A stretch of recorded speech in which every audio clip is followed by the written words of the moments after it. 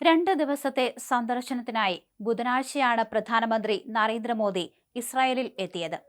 9 വർഷത്തിനിടെ രണ്ടാം തവണയാണ് മോദി ഇസ്രായേലിൽ എത്തുന്നത്. ഏറ്റവും ഒടുവിൽ 2017 ജൂലൈയിലായിരുന്നു മോദി ഇസ്രായേലിൽ എത്തിയത്. ബുധനാഴ്ച ടെൽ അവീവ് വിമാനത്താവളത്തിലെത്തിയ മോദിയെ നെതന്യാഹുവും ഭാര്യ സാറ നെതന്യാഹുവും ചേർന്ന് സ്വീകരിച്ചു. തുടർന്ന് ആചാരപരമായ വരവേൽപ്പും നൽകി.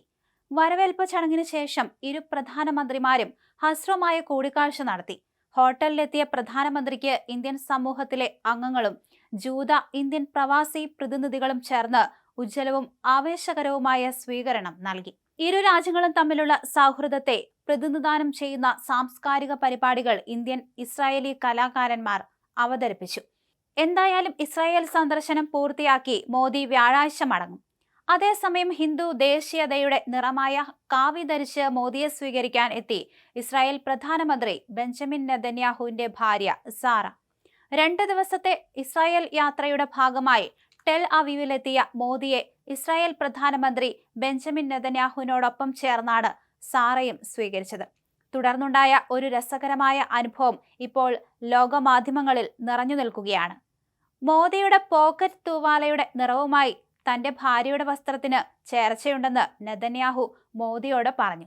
മോദി നോക്കിയപ്പോൾ ശരിയാണ്, തന്റെ ജാക്കറ്റിലെ പോക്കറ്റ് തൂവാലയുടെ നിറവും നെതന്യാഹുവിന്റെ ഭാര്യ സാറയുടെ കോട്ടിന്റെ നിറവും ഒന്ന് തന്നെ. പക്ഷെ മോദി ഇതേക്കുറിച്ച് നെതന്യാഹുവിനോട് പറഞ്ഞപ്പോഴാണ് അദ്ദേഹത്തിന് കൂടുതൽ കാര്യം മനസ്സിലായത്. തന്റെ പോക്കറ്റ് തൂവാലയുടെയും നെതന്യാഹുവിന്റെ ഭാര്യ സാറ ധരിച്ച കോട്ടിന്റെ നിറവും കാവിയാണെന്ന് മോദി പറഞ്ഞു. ഇന്ത്യയിലെ ഹിന്ദു ദേശീയതയുടെ നിറം കൂടിയാണ് കാവി. സാറ നെതന്യാഹു ഇന്ത്യയെ അത്ഭുതകരമായ രാജ്യമെന്നാണ് വിശേഷിപ്പിച്ചത്. പ്രധാനമന്ത്രി മോദി അത്ഭുതകരമായ നേതാവാണെന്നും സാറ പറഞ്ഞു. അതേസമയം ഇസ്രായേലിൽ എത്തിയ പ്രധാനമന്ത്രി നരേന്ദ്രമോദി സെനറ്റിനെ അഭിസംബോധന ചെയ്തു. ഇസ്രായേൽ പാർലമെന്റിൽ സംസാരിക്കുന്ന ആദ്യ ഇന്ത്യൻ പ്രധാനമന്ത്രിയായി മോദി മാറി. ഇന്ന് ജെറുസലേം കിങ് ഡേവിഡ് ഹോട്ടലിൽ പ്രധാനമന്ത്രി നരേന്ദ്രമോദിയും ഇസ്രായേൽ പ്രധാനമന്ത്രി ബെഞ്ചമിൻ നെതന്യാഹുവും കൂടിക്കാഴ്ച നടത്തുന്നുണ്ട്. അതിനുശേഷം പ്രതിരോധ സാങ്കേതിക വിദ്യാ കരാറുകളിൽ ഒപ്പിടും. ഇരു നേതാക്കളും സംയുക്ത പ്രസ്താവനയും നടത്തും. പ്രാദേശിക സമയം ഇന്നലെ ഉച്ചയ്ക്ക് 12:45 ബെൻ ഗുരിയോൺ വിമാനത്താവളത്തിൽ വിമാനമിറങ്ങിയ പ്രധാനമന്ത്രി നരേന്ദ്രമോദിയെ ഇസ്രായേൽ പ്രധാനമന്ത്രി ആചാരമര്യാദകളോടെ സ്വീകരിക്കുകയായിരുന്നു. എന്തായാലും സൈന്യത്തിന്റെ ഗാർഡ് ഓഫ് ഓണർ പ്രധാനമന്ത്രി സ്വീകരിച്ചു.